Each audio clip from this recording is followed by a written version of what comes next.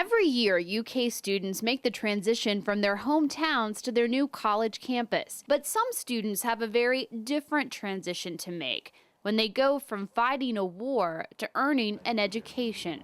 That's something UK junior Jo Fields Elswick never thought about until she listened to the Louis B. Nunn Center for Oral History's recent interviews with current UK student veterans as part of a theater class assignment. These are people who are from our country, who have served for our country, and have gone overseas and come back over, and they're just hanging out on campus. Thanks to the Oral History Project, their stories are being told. I wanted to see the Nunn Center get back into interviewing veterans as part of our ongoing activities, and really did not have opportunities for funding for it that were close at hand. And I thought, well, let's try and partner with somebody, and heard about what Tony Dotson was doing over at the Veterans Resource Center here at UK, and I went there and suddenly it clicked. It was just sort of this moment of when he said, we have 250 to 300 veterans here on campus. We don't have to wait until they're 85 years old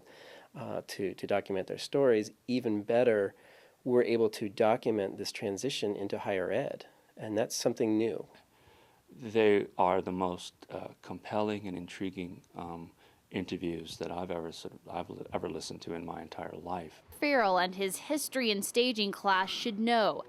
They've listened and watched hours of interviews since they're turning the accounts into a play. The whole entire piece is derived from the spoken words of the folks who were interviewed, and then we just sort of put the pieces together and create a narrative. This is definitely probably the most unique theater experience that I've ever participated in. We want to make sure that we are honest and true and fair to the experiences of the veterans. A key resource is fellow classmate Michael Fisher, a theater major who also happened to serve in the Navy before arriving at UK.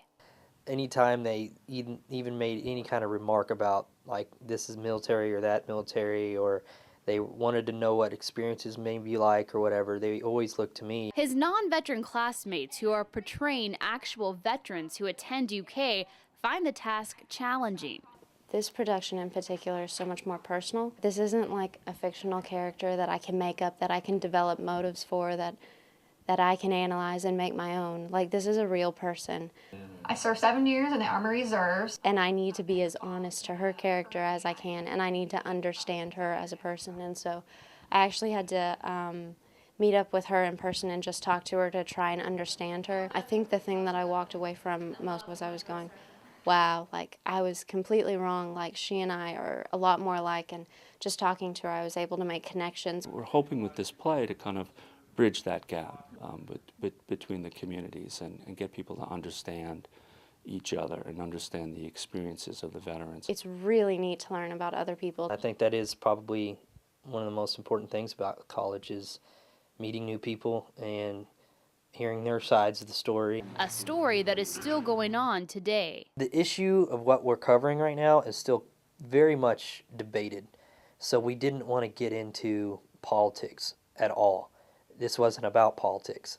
We wanted to get the stories out. It is history being made right now. It's serving as a really exciting model for how we can collaborate on campus between the university libraries, the archive, and the classroom. This is the only kind of project of this kind where you've got students on a college campus who've just come back from the wars, and their lives are now being portrayed in a drama.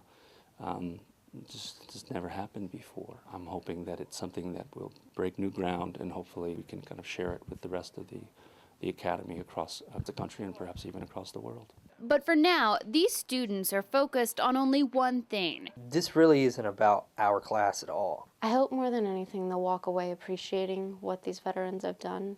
We wanted to get the stories out, and that was the most important thing, was hearing what they had to say and then say it so everybody could hear it. Of that, so many different ground level descriptions are coming out of these interviews of shortcomings and triumphs in these experiences. And I think the more that those can be expressed, the more that those can be articulated to the general public I think the better, because that's how we grow and learn as a society. For the University of Kentucky, I'm Amy Jones.